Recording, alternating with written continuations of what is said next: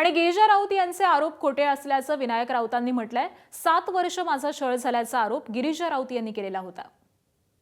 मी आणि माझ्या कुटुंबियावर लावलेले जे आरोप आहेत हे निकालच खोटे आहेत। त्याने स्वतः तक्रारीमध्ये लिहिलेलं आहे की त्या प्रत्येक वेळेला माझे आई वडील माझ्याबरोबर असायचे आणि मग आई वडिलांच्याच संरक्षणामध्ये असणारी गिरिजा तिला त्याच वेळेला ह्या अघोरी प्रकाराच्या विरुद्ध आवाज उठवण्याची संधी होती किंवा तक्रार करण्याची संधी होती, परंतु त्यांनी 26 पर्यंत हे का दाबून ठेवलं हा विषय आहे।